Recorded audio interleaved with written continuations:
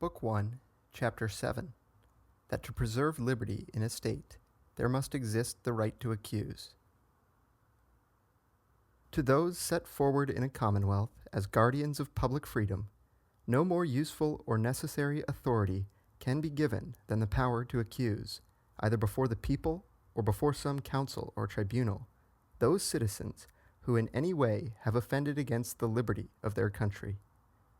A law of this kind has two effects most beneficial to a state. First, that the citizens, from fear of being accused, do not engage in attempts hurtful to the state, or doing so, are put down at once and without respect of persons. And next, that a vent is given for the escape of all those evil humors which, from whatever cause, gather in cities against particular citizens, for unless an outlet be duly provided for these by the laws, they flow into irregular channels and overwhelm the state. There is nothing, therefore, which contributes so much to the stability and permanence of a state as to take care that the fermentation of these disturbing humors be supplied by operation of law with a recognized outlet. This might be shown by many examples, but by none so clearly as by that of Coriolanus, related by Livius, where he tells us that at a time when the Roman nobles were angry with the plebeians, thinking that the appointment of tribunes for their protection had made them too powerful, it happened that Rome was visited by a grievous famine,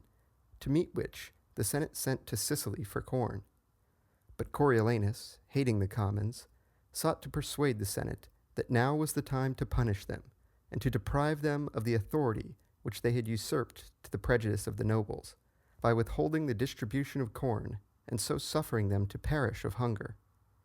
Which advice of his, coming to the ears of the people, kindled them to such fury against him, that they would have slain him as he left the Senate house, had not the tribunes cited him to appear and answer before them to a formal charge. In respect of this incident, I repeat what I have just now said, how useful and necessary it is for republics to provide by their laws a channel by which the displeasure of the multitude against a single citizen may find a vent. For when none such is regularly provided, recourse will be had to irregular channels, and these will assuredly lead to much worse results. For when a citizen is borne down by the operation of the ordinary laws, even though he be wronged, little or no disturbance is occasioned to the state, the injury he suffers not being wrought by private violence, nor by foreign force, which are the causes of the overthrow of free institutions, but by public authority, and in accordance with public ordinances, which, having definite limits set them, are not likely to pass beyond these so as to endanger the commonwealth. For proof of which I am content to rest on this old example of Coriolanus, since all may see what a disaster it would have been for Rome had he been violently put to death by the people. For as between citizen and citizen, a wrong would have been done affording ground for fear. Fear would have sought defense. Defense have led to faction, faction to divisions in the state, and these to its ruin.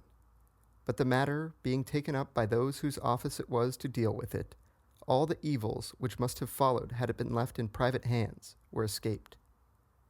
In Florence, on the other hand, and in our own days, we have seen what violent commotions follow when the people cannot show their displeasure against particular citizens in a form recognized by the laws. In the instance of Francesco Valori, at one time looked upon as the foremost citizen of our republic,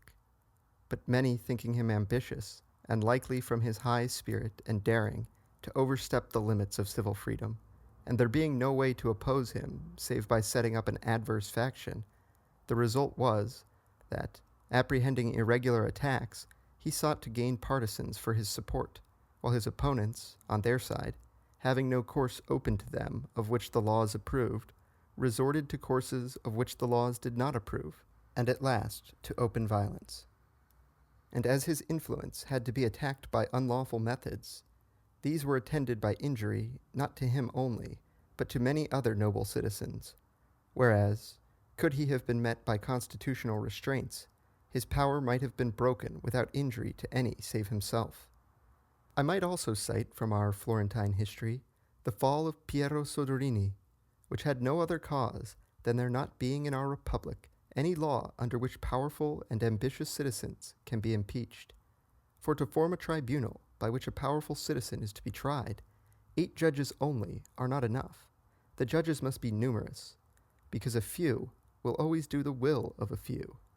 But had there been proper methods for obtaining redress, either the people would have impeached Piero if he was guilty,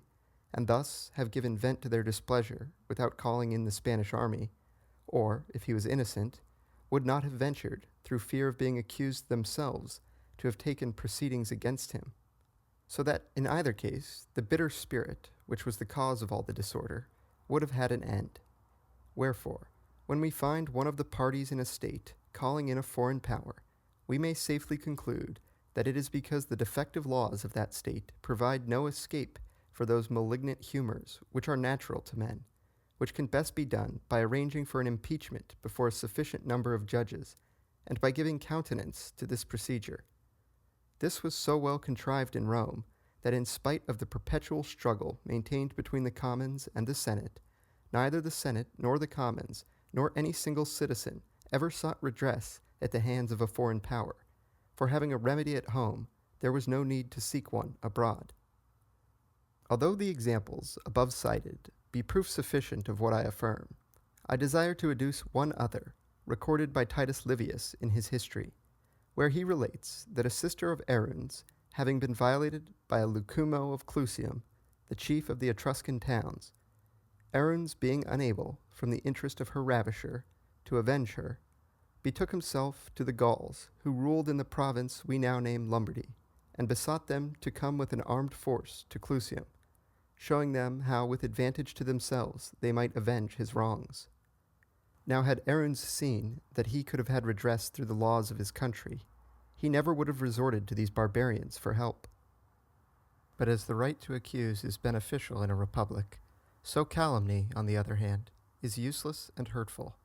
as in the following chapter I shall proceed to show.